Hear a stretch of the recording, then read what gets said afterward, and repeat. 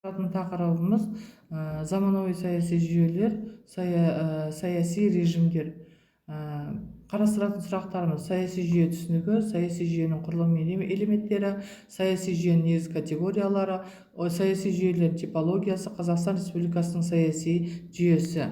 Жүйе ұғымын 20 ғасырдың 20 жылдары ғылыми айналымға алғаш енгізген австриялық биолог Карл Людвиг фон Бартоланфи болды. Ол бұл терминді ең алғашқы рет сыртқы клетканың сыртқы ортамен алмасу процесін көрсету үшін пайдаланды. Ғылым бұл жердегі болатын элементтердің біртұтас жиынтығы ретінде қарастырып отырды. Жүйенің бір элементі өзгеріске ұшырайтын болса, онда тұтастықтың барлығы түгел өзгеріске ұшырайды деп айтты. Және жүйе сыртқы дабылдарға және өзінің ішкі элементтерінің талаптарына жауап қайтару арқасында дамып отырады. Кейінірек жүйе тәсілін қоғамдық ғылымдарда пайдалана бастады. Онда социологиядағы қоғамдық жүйелік түрде талдаған америкалық социолог Талкот Парсонс болып табылады. Ол қоғамда өзара байланысты болатын 4 жүйешіктен тұрады деп есептеді. Олар экономикалық, саяси, әлеуметтік және рухани.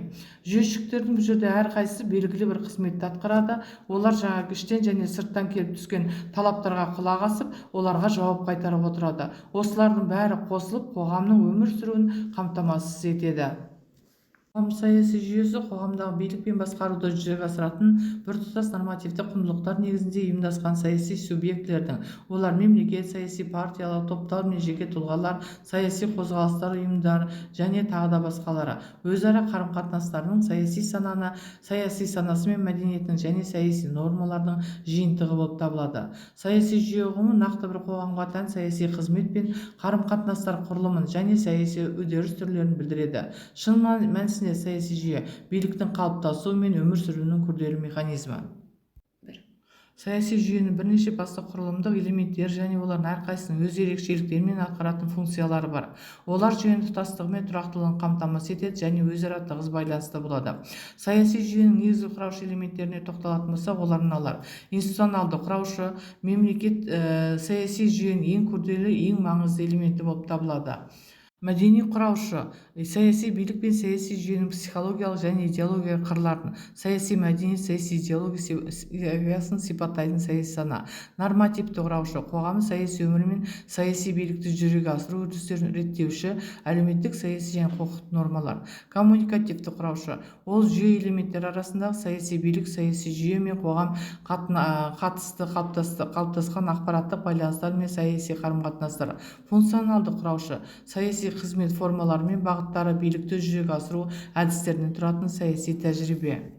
Саяси жүйе теориясын алғаш негізін қалаған ғалымдар Дэвид Истон мен Габриэль Альман болып табылады. Дэвид Истон саяси жүйе моделінің негізгі категорияларын саяси жүйе, конверсия, импульс, кері байланыс деп бөледі.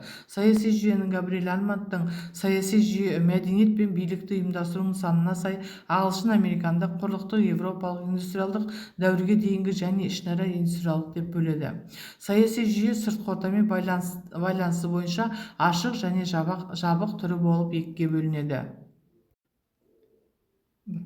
Зерттеушілер саяси жүйенің мынадай негізгі 4 бөлігін атап көрсетеді. Олар: бірінші саяси институттар, екінші саяси қатынастар, үшінші саяси ережелер, төртінші саяси мәдениет. Саяси институттарға ұйымдар, мекемелер, мемлекет, саяси партиялар, кәсіподақтар, кооперативтік, жастар, әйелдер, тағы да басқа ұйымдар мен бірлестіктер жатады.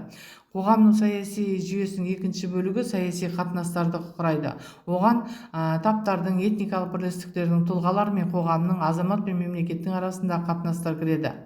Саяси жүйенің үшінші бөлігі болып саяси ережелер, олар нормалар болып есептелінеді. Олар саяси институттардың өзара бірлесіп әрекет етуін қамтамасыз етеді және саяси жүйенің ережелік негізін құрайды. Саяси жүйенің төртінші бөлігі белгісі ол саяси мәдениет. Ол саяси сана мен іс-әрекетте, саяси көзқарастарға, идеяларда, теорияларда, саяси тұғырнамаларда, бағдарламаларда, шешімдерде, саяси ережелерге қатынаста көрініс табады.